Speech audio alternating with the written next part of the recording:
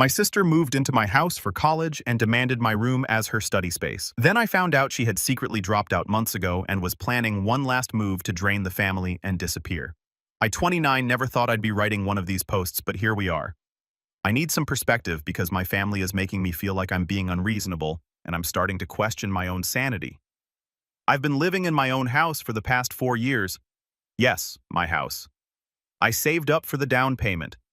My name is on the mortgage, and I make all the payments. It's a modest 3-bedroom home in the suburbs.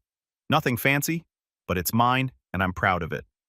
6 months ago, my mother, Linda, 51F, called me with a small favor. My younger sister, Ashley, 22F, was struggling with her junior year of college. She was living in a cramped dorm with a difficult roommate, and Mom thought she needed a stable environment to focus on her studies. Could Ashley stay with me for a few weeks until she found better accommodations? I love my sister, and of course I said yes. I set her up in one of the guest bedrooms. It's a nice room fully furnished with its own bathroom across the hall. Ashley seemed grateful at first, and I was happy to help, but then the requests started. First, it was small things. Ashley needed a bigger desk for her studies. The lighting in the guest room wasn't quite right. The street noise from that side of the house was distracting. Each complaint came through Mom, never directly from Ashley. 2 months ago, Mom sat me down for a serious conversation. Ashley was still struggling academically. She's pre-med, which is admittedly challenging. And Mom had a solution. Ashley needed the master bedroom. It's quieter, Mom explained. It has the ensuite bathroom so she won't be disturbed. The walk-in closet would give her space to organize all her study materials. And the sitting area would be perfect for her study groups. I laughed thinking she was joking. She wasn't. It's just temporary, Mom insisted. Just until she graduates. You're a successful adult, James. You can handle sleeping in the guest room for a while. Ashley's future is at stake here. I said no firmly. It's my house, my bedroom, and I'm not giving it up. Mom left that day visibly upset, and I thought that was the end of it. I was wrong. The guilt-tripping campaign began immediately. Mom would call to tell me how stressed Ashley was, how she was crying over her grades, how she felt unsupported by her own family. My Aunt Patricia started texting me articles about supporting family through education. Even my cousin Michael, who I barely talked to, suddenly had opinions about how real men make sacrifices for family. Ashley herself remained oddly silent through all of this. Whenever I tried to talk to her directly about her needs, or how I could help in other ways, she would just shrug and say she was fine. But Mom would later call to say Ashley was too overwhelmed to advocate for herself. Last week, I came home from a business trip to find my bedroom door locked. Ashley had moved herself in while I was gone. My clothes were in garbage bags in the guest room. My personal items were boxed up and stacked in the corner. She'd even changed the locks on the master bedroom door. I was furious. I demanded she move out immediately. Ashley started crying. Mom showed up within an hour. How convenient. And suddenly I was the villain terrorizing a stressed college student. It's already done. Mom said, "Don't make her move everything again. That's just cruel. She has midterms coming up." I told them both they had 48 hours to restore my bedroom, or I would start eviction proceedings. Mom called me heartless. Ashley ran to the bathroom crying. The master bathroom. My bathroom.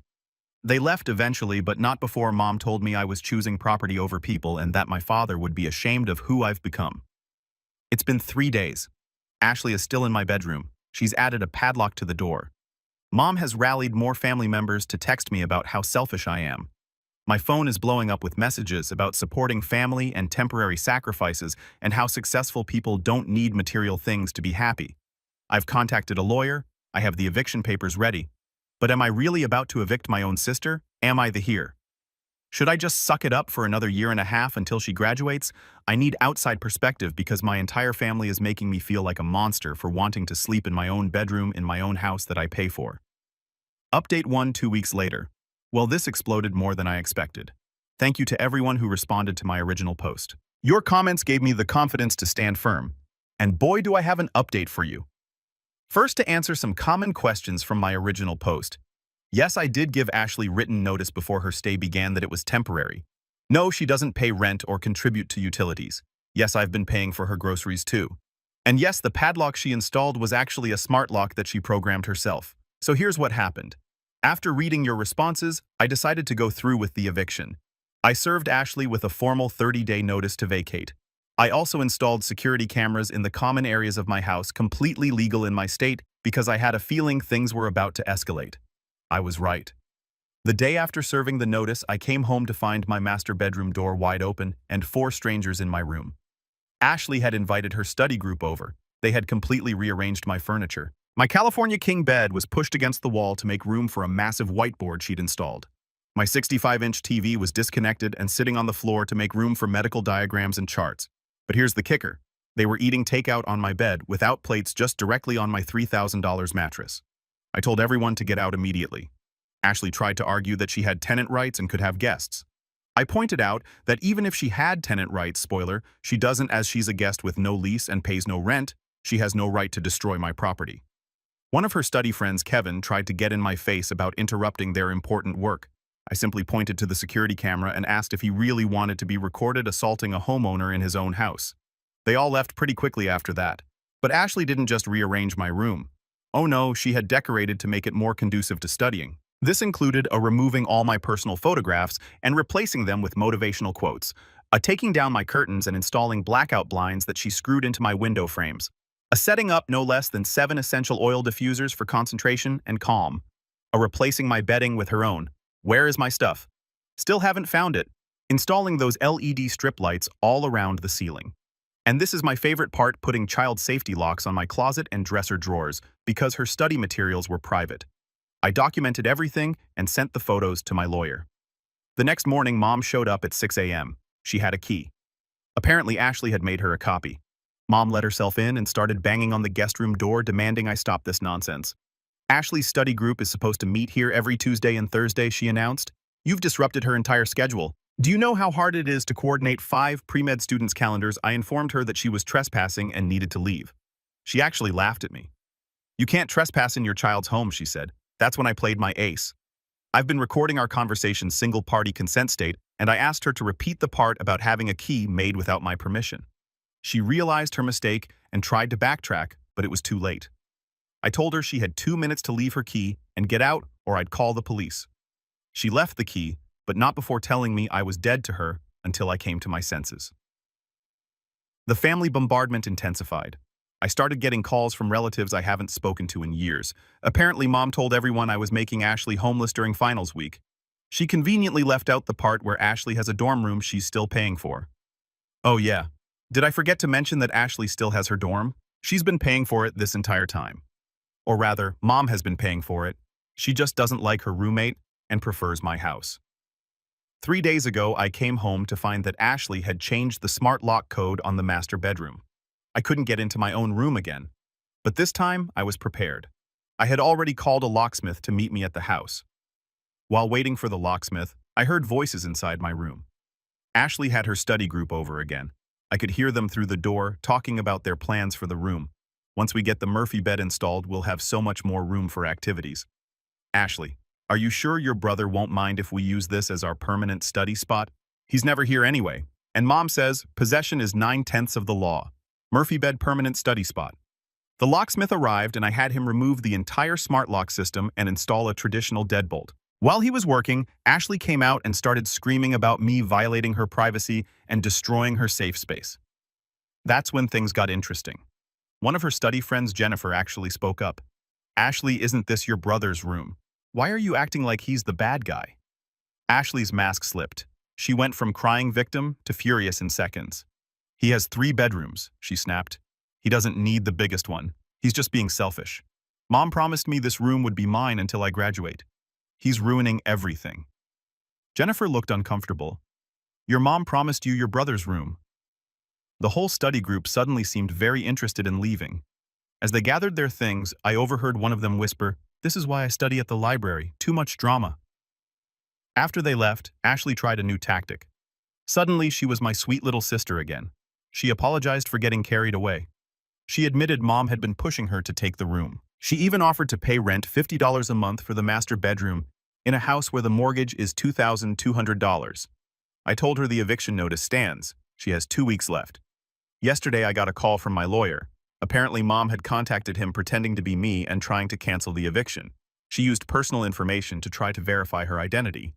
Fortunately, my lawyer is competent and called me directly to confirm. This morning, I woke up to 47 text messages. Mom had created a family group chat called Save Ashley's Future. The messages ranged from disappointed to outright hostile. My favorite was from my Uncle Robert. I never took you for the kind of man who would prioritize material possessions over family.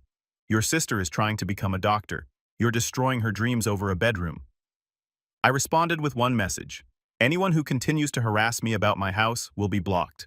Ashley has 14 days to vacate. This is not up for discussion. Half the chat immediately left. The other half doubled down. I blocked them all. I'm done being the family doormat. I'm done subsidizing Ashley's education with my home. I'm done being manipulated by mom.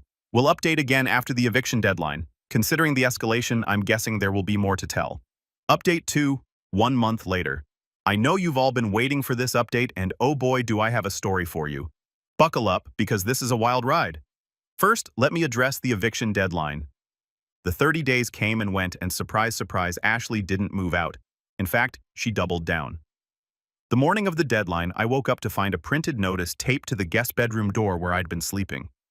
It was a formal complaint about landlord harassment filed with some made-up tenant organization. Ashley had apparently decided she was now a legal expert and was claiming I had violated her rights by entering her room without 24-hour notice, a changing the locks, without informing her, a threatening eviction, without just cause, a creating a hostile living environment.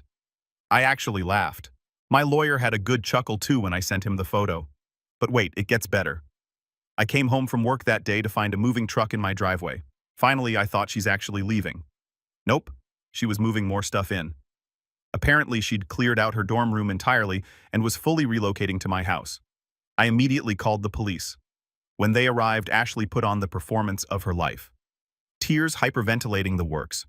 She showed them a fake lease that she had created complete with a forged signature. She claimed I was trying to illegally evict her and that she'd been paying rent for months. Fortunately, I had all my documentation ready and the original text messages showing she was a temporary guest, a bank statements showing no rent payments, and the security footage of her admitting her mom promised her the room and the eviction notice properly served 30 days prior. The officers quickly realized what was happening. They informed Ashley that she needed to leave immediately or she would be arrested for trespassing. She tried to argue, but one officer cut her off.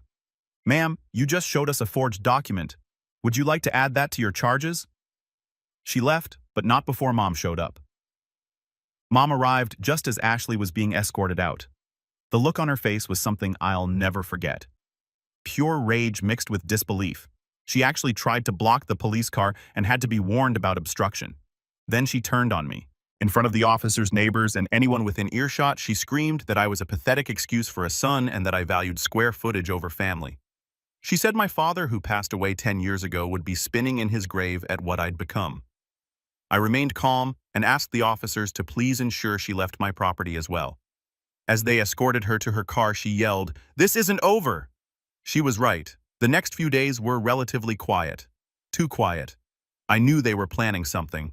I installed more security cameras and changed all my locks again just to be safe. I even had a security system installed. Then 5 days after the eviction, I got a call from my mortgage company. Someone had called claiming to be me and tried to add Ashley as an authorized user on my account. Fortunately, they failed the security questions, but it was concerning. The next day, I got a letter from the HOA. Someone had filed multiple complaints about me. A noise violations when unauthorized tenants. Ironic. A property maintenance issues. My lawn is immaculate, running a business from home. I work in IT and occasionally work from home, which is allowed. I contacted the HOA president, who I've known for years. He told me off the record that my mom had called repeatedly claiming to be a concerned neighbor and reporting violations. He'd figured out it was her when she slipped up and referred to me as my son during one call. But the real circus was just beginning. Last week, I came home to find flyers in all my neighbors' mailboxes. They were Save Ashley's Dream flyers with a picture of Ashley in scrubs. She's never worked in a hospital, and a sob story about how she was 1 semester away from medical school, but her cruel brother had made her homeless. It included, and my full name and address. Air claimed that I was hoarding housing while my sister suffered. A request for neighbors to stand with Ashley and pressure me to do the right thing. The mom's phone number for more information or to offer support. My neighbors were confused. Several came to ask me what was going on. Mrs. Patterson from next door was particularly amused. "That girl moved in with 7 suitcases and drives a Mercedes," she said. "Doesn't look homeless to me." I was frustrated but figured this would blow over. Then Ashley escalated to social media. She created a TikTok video series called Homeless Pre-Med Student. The first video showed her crying in her car, her 2022 Mercedes, talking about how her brother kicked her out for no reason and how she was sleeping in her car while trying to study for the MCAT. The video went semi-viral, 50K views in 2 days. The comments were split between people calling her brave and others pointing out the luxury car and her designer clothes. Then someone found my LinkedIn and my Facebook and my Instagram, which I barely use. Suddenly, I was getting messages from strangers calling me heartless. Someone even contacted my employer claiming I was abusing a family member and suggesting they investigate my character. Fortunately, my boss knows me well and laughed it off. But I'd had enough. I hired a second lawyer, one specializing in defamation and harassment. We sent cease and desist letters to both Ashley and Mom. We also reported the TikTok videos for false information and harassment. But here's where it gets really interesting. One of my coworkers, different Jennifer, saw the TikTok and recognized Ashley. Turns out Jennifer's daughter goes to the same college. She did some digging and discovered 1, Ashley isn't actually pre-med. She's a general biology major. 2, she's not 1 semester from medical school. She's a junior with a 2.7 GPA. 3, she's never taken the MCAT for the study group. She kept mentioning it's a social club that occasionally studies together. Jennifer's daughter also revealed that Ashley had been bragging about living in a mansion. My 1,800-foot house is hardly a mansion, and how her brother was totally wrapped around her finger and would give her anything she wanted. Eventually, I compiled all this information and gave it to my lawyers. 2 days ago, Ashley posted another video. This time she was studying at the library. She was clearly at a Starbucks and talking about how she might have to drop out of school because of the trauma I've caused. But she made a crucial mistake. In the background of the video, you could clearly see her laptop screen. She was browsing apartment listings in Hawaii, specifically luxury condos near the University of Hawaii's medical school. The comments turned on her fast. People started pointing out inconsistencies. Someone found her Instagram where she'd been posting pictures of her shopping sprees and restaurant visits throughout this homeless period. The final blow came when someone in the comments turned out to be from her school's administration. They commented, "Ashley, please come see us about your housing situation. We show you as having an active dorm assignment that's been empty all semester." She deleted everything within hours, but the internet is forever. Yesterday morning, I woke up to a long email from Mom. It was a masterpiece of manipulation. Some highlights. "I'm sorry things got out of hand, but you have to understand I was just trying to help your sister. Ashley may have exaggerated some things, but her stress is real. Family is supposed to support each other, not tear each other down. Your father would want you to take care of your sister. I've already put a deposit down on Ashley's apartment in Hawaii for her medical school rotations. The least you could do is help with the rent since you wouldn't let her save money by living with you." Hawaii medical school rotations. She's a junior undergrad with a 2.7 GPA who's never taken the MCAT, and Mom has already put a deposit on an apartment in Hawaii for medical school rotations. I forwarded the email to my lawyer and didn't respond. This morning, I got a text from Ashley, the first direct communication from her since this all started. "Can we talk? I know things got crazy, but I really do need help. Mom has been pressuring me, and I didn't know how to say no to her. I never wanted it to go this far. P.S. Sorry about the TikTok thing. I haven't responded yet. Part of me wants to hear her out, but the bigger part of me is done. Oh, and the best part, Mom has been telling the family that the reason I won't let Ashley have the room is because I'm probably doing something illegal in there and don't want witnesses. Because apparently the only reason someone would want to sleep in their own bedroom is criminal activity. I'm considering going full no contact with both of them. The stress, the harassment, the lies, it's too much. I just wanted to sleep in my own bed in my own house. How did it come to this? I'll update again if anything significant happens, but honestly, I'm hoping this is the end of it." Final update 4 months later. Hey everyone, I know it's been a while since my last update and I've gotten a lot of messages asking what happened. I wanted to wait until everything was truly resolved before posting again. Grab a snack? This is going to be long. So when I left off, I was considering going no contact with my mom and sister. Well, I did it. I blocked them both on everything and tried to move on with my life. For about a week, it was peaceful. I should have known it wouldn't last. Mom started using other relatives' phones to call me. When I wouldn't answer, she'd leave voicemails crying about how I was tearing the family apart. Ashley, meanwhile, had started a new social media campaign, this time portraying herself as a victim of family estrangement and sibling abuse. Then I got a certified letter. Mom was threatening to sue me for intentional infliction of emotional distress, a breach of verbal contract. Apparently, she claims I promised to house Ashley through college, a defamation for making her look bad to the family, an unjust enrichment because I had been enriched by Ashley's presence in my home. My lawyer literally laughed when he read it. He called it the most frivolous thing he'd seen all year and said any judge would throw it out immediately. Still, we had to respond, which meant more legal fees for me. But here's where things took an unexpected turn. Remember Jennifer's daughter who goes to Ashley's school? Well, she reached out to me directly. Turns out Ashley had been telling people at school that she was living in Hawaii attending medical school. She'd been posting pictures from her medical school life, except they were all stolen from actual med students' social media accounts. Jennifer's daughter and her friends decided to do some investigating. What they found was illuminating. 1, Ashley had dropped out of school entirely at the end of last semester. 2, she'd been using her tuition money that Mom was paying for shopping and trips. 3, the pre-med story had been going on for years, getting more elaborate over time.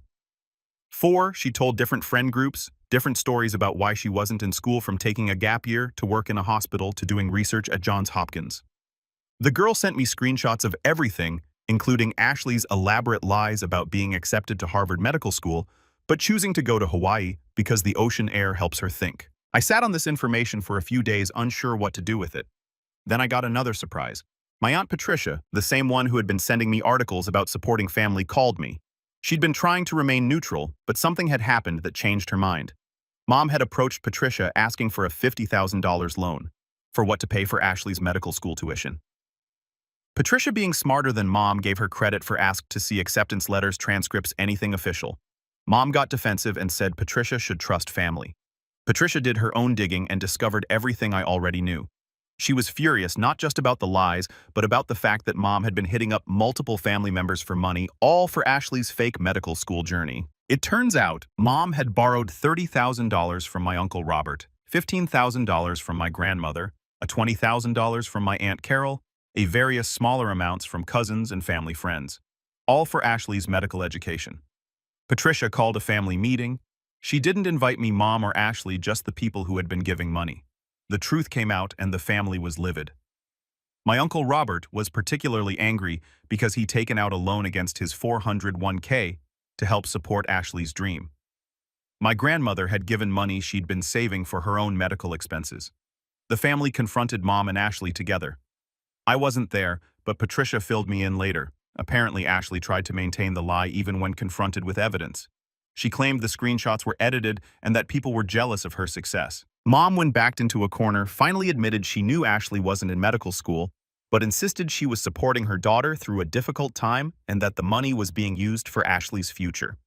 When pressed about where the money actually went, Hawaii vacation shopping, a new car for Ashley, she traded in the Mercedes for a Tesla spa treatments. And this is my favorite part, a failed YouTube channel where Ashley was trying to become a lifestyle influencer. The family demanded repayment.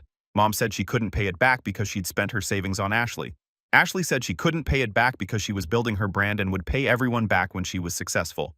My grandmother, who's 82 years old and the sweetest person you'll ever meet, apparently stood up and called them both disgraceful con artists before leaving. Go, Grandma. The fallout was immediate. Uncle Robert is pursuing legal action to get his money back. The entire family has cut off Mom and Ashley. And my cousin Michael, who had called me about making sacrifices for family, personally apologized to me. Patricia has been documenting everything in case more legal action is needed. But wait, there's more. 3 weeks ago, I got a call from an unknown number. It was Ashley calling from a friend's phone. She was crying and begging me to help her. Mom had kicked her out. Yes, you read that right. Kicked Ashley out. Apparently, once the family money dried up and everyone knew the truth, Mom couldn't afford to keep funding Ashley's lifestyle. They got into a huge fight when Mom suggested Ashley get a job. Ashley said some things about Mom ruining her life and being a terrible mother, and Mom had enough. Ashley was calling me because she had nowhere else to go. All her friends had distanced themselves after the TikTok drama. The family won't speak to her. She'd burned every bridge she had. Please, she sobbed. I know I messed up. I know I was awful to you, but you're my brother. You're successful. You have that big house. Can't I just stay for a few days while I figure things out? I said no. Firmly, without hesitation, she lost it. Started screaming about how I was ruining her life, how this was all my fault, how if I'd just given her the bedroom, none of this would have happened. Then she made a mistake. Mom was right about you. You're probably dealing drugs or something in that house. Why else would you be so protective of that room? I'm going to call the police and tell them to search your house. I laughed and told her to go ahead. Then I hung up and blocked that number too. She did call the police. They came to my house, apologized for the inconvenience, and explained someone had made an anonymous tip about drug activity.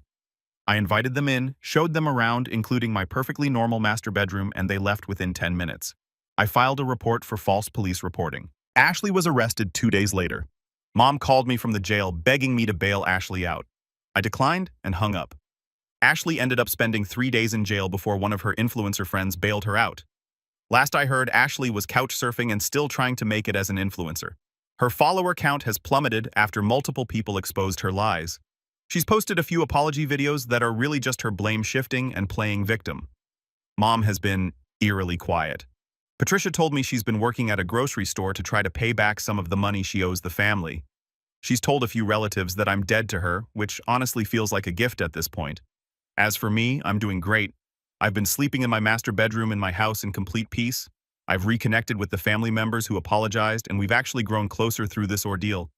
I've also started dating someone new, Jennifer, from work. Actually, she's been incredibly supportive through all of this, and jokes that she's grateful for the crazy family test happening early in our relationship. She's met some of my family, the sane ones, and they love her. Oh, and the best update, remember that family group chat? Save Ashley's future uncle Robert renamed it to Family Fraud Alert and uses it to share updates on his legal proceedings against Mom and Ashley. It's become oddly therapeutic for everyone affected. I've learned a lot from this experience. 1, setting boundaries isn't selfish. It's necessary. 2, family doesn't mean you have to accept abuse. 3, the truth always comes out eventually. 4, document everything. 5, get security cameras before you need them. 6, a good lawyer is worth their weight in gold. 7, sometimes the best thing you can do for someone is let them face the consequences of their actions. I know some of you might think I was too harsh, especially with that final phone call from Ashley, but I've spent years being the family ATM and doormat. I was done. The master bedroom saga is officially over. I won. Not because I kept my bedroom, though that's nice, but because I finally stood up for myself and broke the cycle of manipulation. To anyone dealing with similar family dynamics, you're not crazy. You're not selfish. You deserve respect in your own home and life. Don't let anyone, family or otherwise, convince you otherwise. Thanks for following this journey with me. I'm going to go enjoy a peaceful night's sleep in my bed, in my room, in my house. Life is good. P.S. Mom and Ashley. If you're reading this, and I know you probably are, the answer is still no to everything forever.